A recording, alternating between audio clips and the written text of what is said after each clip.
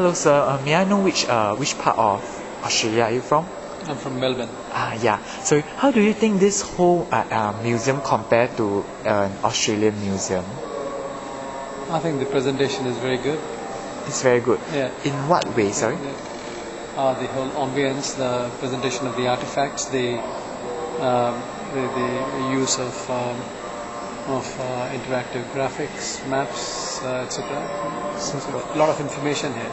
Lots of information. How do it compare to an Australian like native culture museum? Do you have them in Australia? Yeah, I'm not in a position to comment on that. Okay. Yeah. So if I ask you, right, for example, for this small corner on the Dayak tribes of Borneo, how do you feel after you look at them? That's a big question. How do I feel? Yeah. For example. It shows a snapshot of the various points in time of the evolution of tribal life in Borneo. And it is extremely interesting. I mean, it's great to have it here in one place so that you can actually get a sense of what the diversity and the color and the complexity of some of the weaponry and some of the dresses, which is not simple to and not easy to wear. So if I just tell you some history about all this, right? Okay, because all these are actually equipment used for head hunting, and these are the shields that they have. Like after they kill someone, they take their hair off and put on this shield. So these two, they are actually shields, and one of them is actually filled with human hair. So it's a demonstration of their like masculinity, of their powers, and actually did head hunting. That means they remove the head of like people.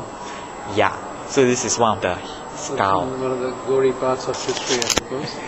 The gory part. Do you find it interesting or gory or repulsed or bored or? I think it's interesting. I think it should be shown because it's true. You don't want to hide this.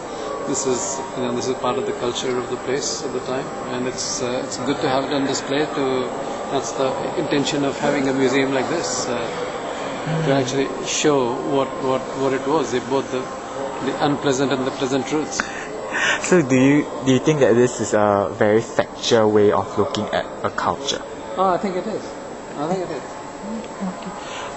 Like for museums in Australia, are they actually presented behind glass cases? Some of them yes, some of them no.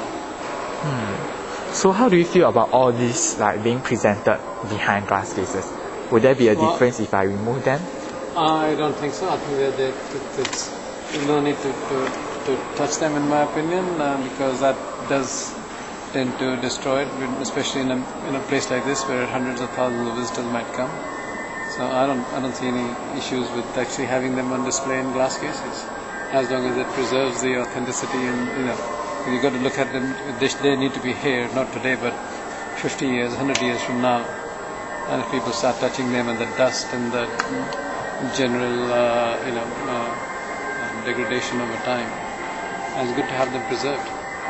Okay, thank you. All right.